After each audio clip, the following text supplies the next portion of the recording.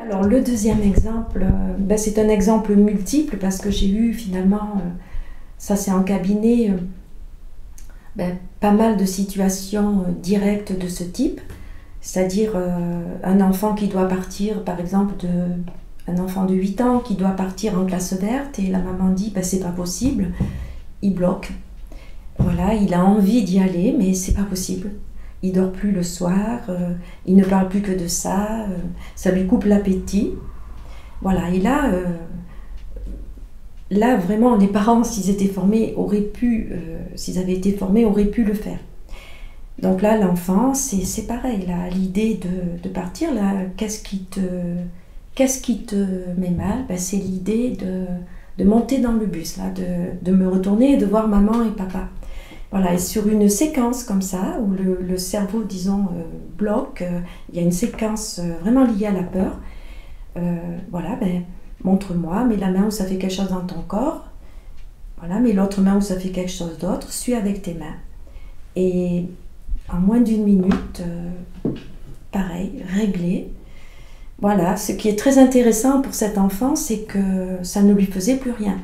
Mais il y avait quand même la peur d'avoir peur, parce que maman avait très peur qu'il ait peur. Donc là, il a fallu qu'il refasse une séance.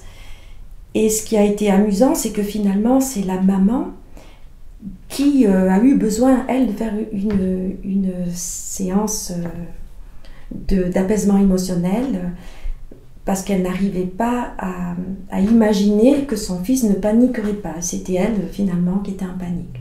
Là, c'est un point aussi que je voudrais ajouter, c'est que souvent, lorsque les enfants sont apaisés, ça ne va pas tout résoudre par rapport à la situation, parce que souvent, les parents ont besoin, eux aussi, d'apaiser. C'est un peu contagieux dans ce cerveau-là, qui est un cerveau instinctif.